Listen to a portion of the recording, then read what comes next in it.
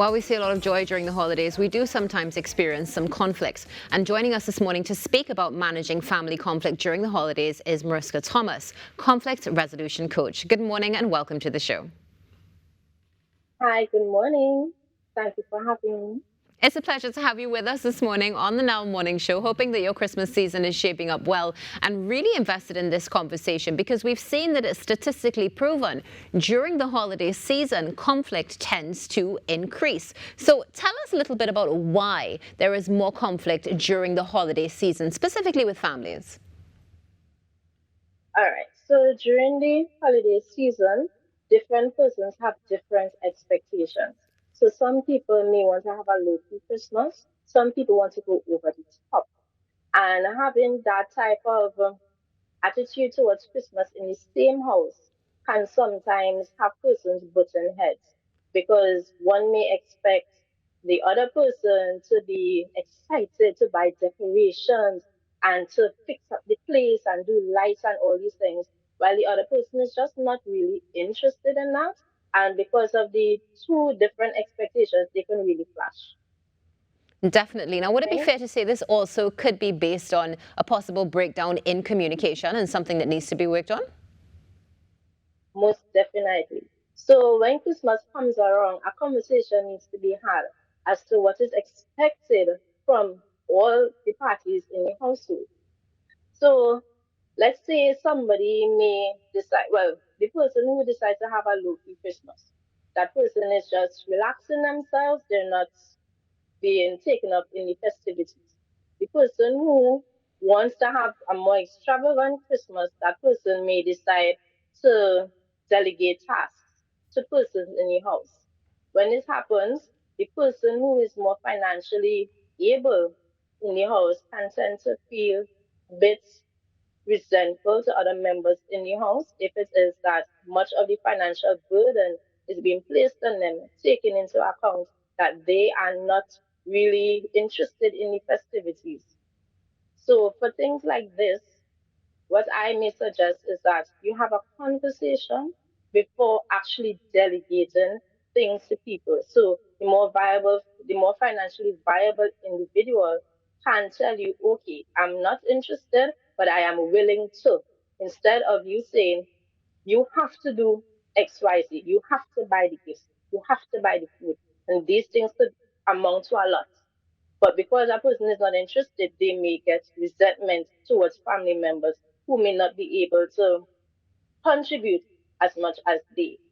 Then there are persons, if you want to delegate manual tasks to, to put up the lights, to clean the house, things like that, they may resent another person who may not be given that task and may have more time to relax. So you will be creating situations where people are being resentful to different persons for different reasons. And sometimes you may not even know why because no communication happened. So people are just going about willy nilly doing what they have to do and resenting each other at the same time. So before you do anything, before you delegate tasks, speak to the family members, tell them this Christmas I would like to do XYZ. I'm wondering if you can contribute this, if you can do this for us, things like that. So people have a chance to settle themselves and say, okay, I know I'm going to do this, I'm going to arrange for XYZ to happen, and I'm comfortable with the activities happening. Now, one of the things that you've approached this conversation with is, yes, we delegate and we work together as a team. But sometimes we do see during the Christmas season that teamwork what we would love to see within the family doesn't necessarily happen. And there are people who would prefer to opt out of Christmas. Now, is this something that is okay, or is this something that perhaps we should possibly revisit and see how we can, well, not make it happen? Well, of course, opting out of Christmas is a personal choice, and everybody has the right to make their own choices. Now, what you can do is, as the person being told, here what, I would like to opt out of Christmas this year, that person be supportive of the person who wants to opt out of Christmas. Sometimes it could be that they have had bad experiences. It could be that they are not financially able at this point in time and they don't feel as though they want to participate in events with less than they are accustomed to. People have different reasons. and being the person who is told I would not like to participate. What this person should do is to support that individual. I understand what you are saying. I would like you to know that as we are here, I'm supportive of you, right? If you need anything from me, I am here to help. We are not going to pressure you. We understand you. And we appreciate that you've been here before. But if you can't make it this year, that is okay. And what this does is to let the person who is thinking of opting out of Christmas, it makes them feel a bit more accepted. This person is going to feel like, okay, I was able to express myself comfortably. Everybody accepted my decision. So you know what?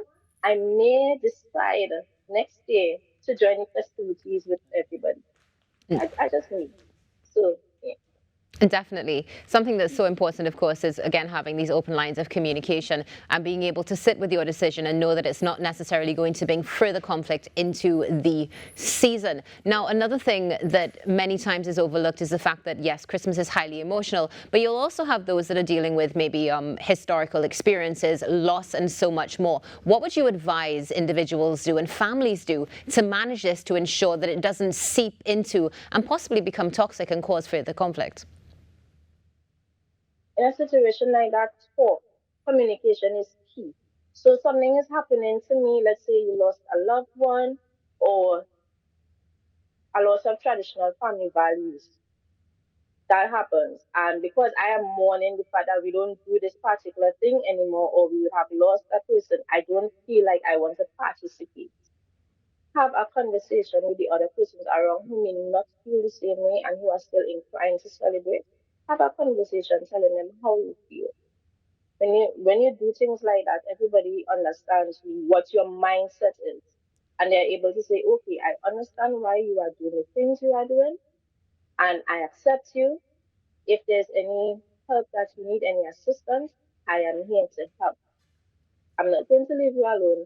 And persons feeling that sense of acceptance and support, they tend to always stick with the family in terms of in cases like that.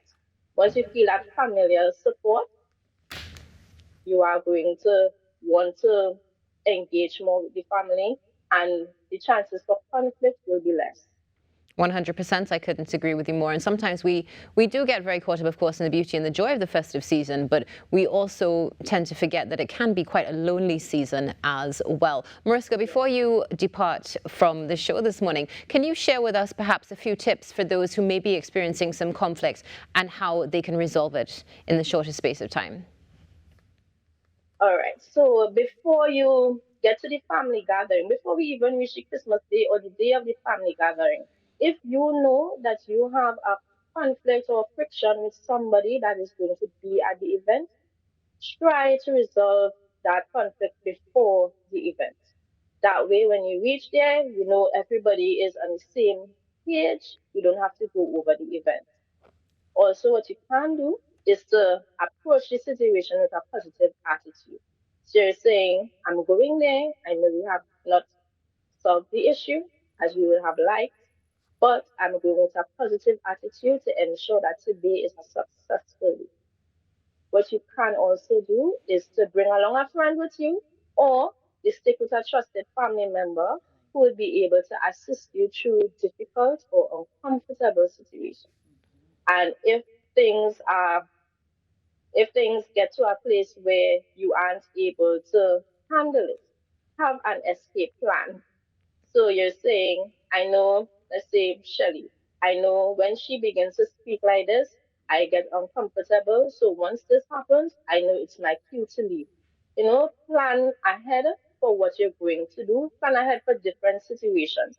That's where you are prepared for the situation and you don't have to create more conflict than is necessary.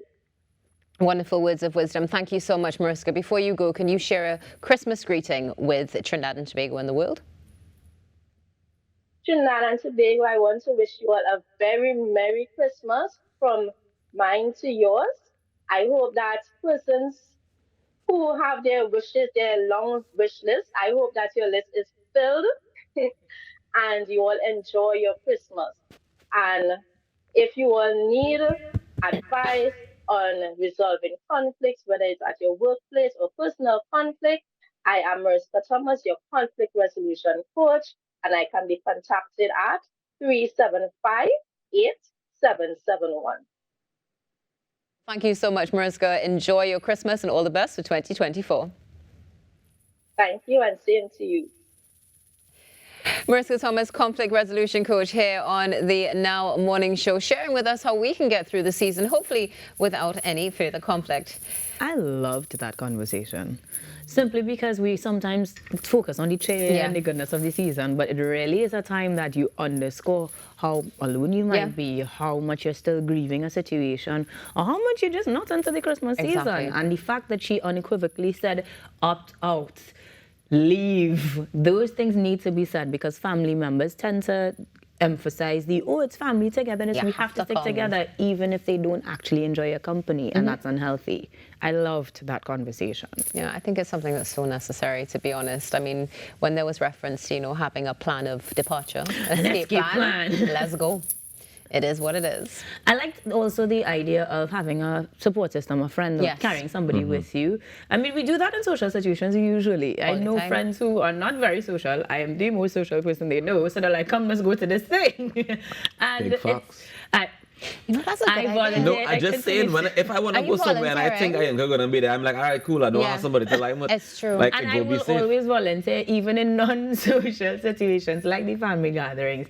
I'm quite fine with being the cousin or the friend that you will, just go for the walk with, or when you see she started to do this, I go and dip, all right, girl, I'll do the distraction. Like, we all need somebody. I love it. The distraction. I'm taking note of that for 2024. Oh? I take a note of that for 2024. For sure, I am. Carry your anchor to be a distraction. We are going to places, girl. Also, stay tuned. We're not going anywhere yet. The Now Morning Show is going to be back in a few moments as we continue with Tobago Thursdays. He is jealous, 100%. You talking about the past? We talk about the past? I don't understand. I mean, in the past, we've been...